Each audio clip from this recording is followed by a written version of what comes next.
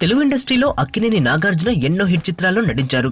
తెలుగు ఇండస్ట్రీలో మహానటులుగా పేరు తెచ్చుకున్న నట సామ్రాట్ అక్కినేని నాగేశ్వరరావు వారసుడిగా విక్రమ్ సినిమాతో హీరోగా ఎంట్రీ ఇచ్చాడు.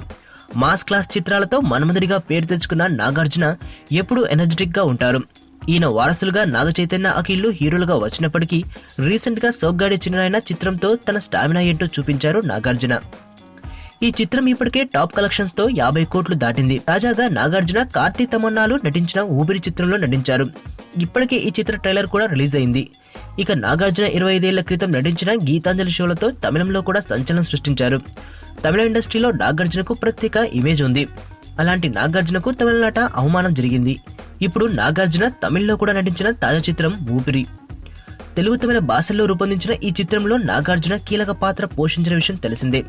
తమిళ ప్రమోషన్స్ కోసం అక్కడ కార్తీ తమన్నాలను మాత్రమే ఉపయోగిస్తున్నారు నిర్మాత పీవీపీ.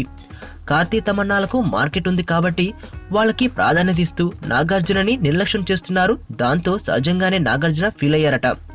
ఈ చిత్రం ఈ నెల 25న భారీ ఎత్తున రిలీజ్ అవబోతోంది. కానీ నాగార్జున మాత్రం ఈ చిత్రంపై అనాసక్తితో ఉన్నట్లు తెలుస్తోంది.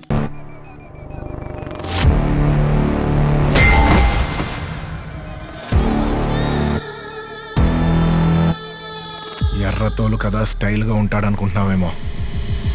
Mass ఊర్రా mass.